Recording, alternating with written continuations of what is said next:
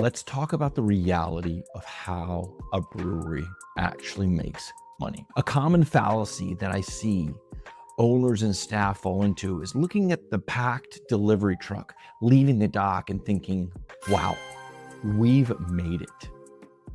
But have we? Of the hundreds of breweries that we've helped, most, if not all, are losing money when it comes to distribution. You know this. Distro is a low margin, rigged game, which has you doing a ton of work for little return. So have you made it when a full truck leaves the shop? Look, I get it. Some of you may be actually making money in distro. However, if a brewery owner doesn't understand the real margins and where real profit comes from, well, wholesale is just a quick means to the end. Let's look at the math. More specifically, profit margins in taproom versus self-distro wholesale.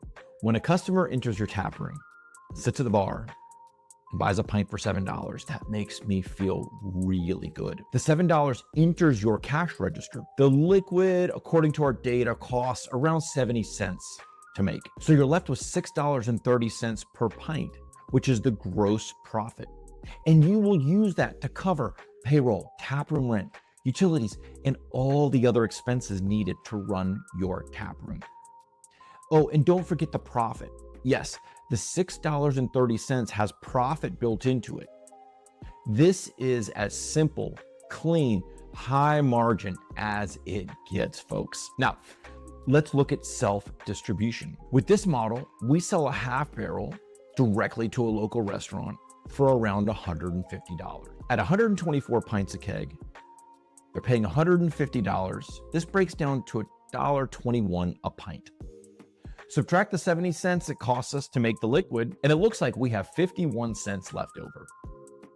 When we extrapolate that out, the gross profit per keg is around $63. Some will say self-distro looks way better than working with a distributor.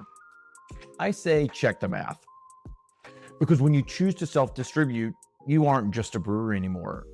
You're a logistics company. The $63 per keg that's left over is quickly eaten up with buying, leasing, and maintaining a fleet of delivery vans and cold trucks, commercial auto insurance, and gas, and the hourly wages and benefits for the drivers. This is all eaten up really fast by the time you factor in vehicle maintenance, tires, fuel, delivery, labor, other expenses. There's zero profit left over.